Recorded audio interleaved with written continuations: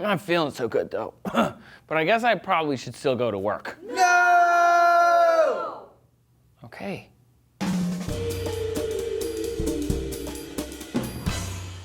Hey there, sickos. Trace here for D-News. Flu season is serious, and it's different every year, which is why we keep needing flu shots. But flu shots don't stop every infection every time, which is why when you're sick, just stay home.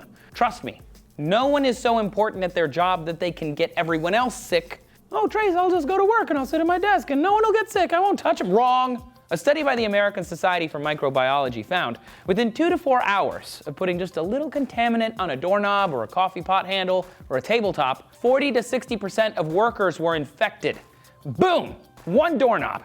They used a virus called MS2, which doesn't infect humans, but can spread in the same way as any human pathogen. And the researchers said, quote, it spread like crazy. The researchers tested up to 100 fomites, places where infections can live, like, quote, light switches, bed rails, tabletops, countertops, push buttons, coffee pot handles, sink tap handles, doorknobs, phones, and computer equipment. They found the virus everywhere, and it only took hours to get from a tabletop onto people's skin.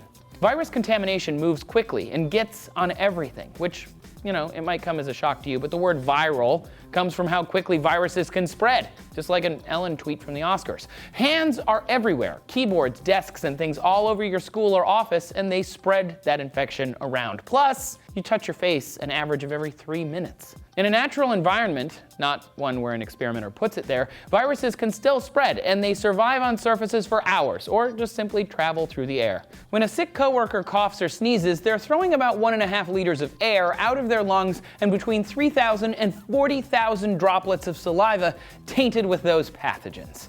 If those droplets are small enough, like less than 4 microns, they can live on in the air, waiting to be inhaled by passersby even hours later. The larger droplets can fall onto surfaces where they are picked up and moved around by human activity. When people touch a surface, we pick up between 30 and 40% of the organisms on that surface.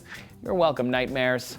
Remember, viruses and bacteria live in the world all the time. We are constantly coming in contact with them, not just around sick people. Though, the thing is, most are fought off by the immune system every day, constantly. This is actually a good thing because it keeps our defenses strong. But once a sick person enters our midst, those sneeze and surface droplets aren't just testing our defenses. That person is carrying a pathogen that has somehow circumvented their immune responses, so it can probably do the same to us. Researchers at Cornell found that people who come to work sick account for 60% of health costs for businesses. But why do people come to work? Well, because people can tell when you're absent. Absenteeism is a serious issue for employee productivity and thus is often studied. But now science is catching on to presenteeism, or the act of working while sick. New studies in this area have found you're not helping, you're hurting. One study in population health management found $1,600 are lost per employee annually because of presenteeism.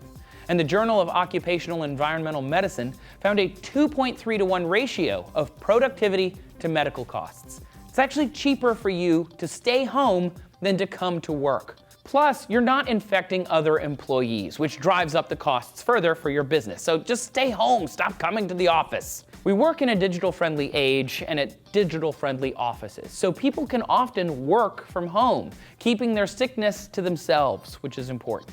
In studies of people with chronic illnesses, researchers find it's better to take a sick day and be refreshed than work debilitated without a break. Presenteeism is a pretty new idea, as is the idea that we can work from home, actually. So researchers are still struggling to find hard and fast costs to support business policies. The Harvard Business Review said, without a standard tool for measurement, there is a lot of confusion about what we're even measuring. More research is obviously needed, but in the meantime, if you are sick and you insist on being at work, keep in mind, you're spreading your sickness around. Avoid physical contact with others and wash your hands often. If you are at work with sick people and you are not sick, make sure you wash your hands often and be aware of the common fomites. But to be honest, the fear of these illnesses spreads way faster than even the diseases themselves. So don't go bubble boy on us, just be aware and wash your hands, you'll be fine.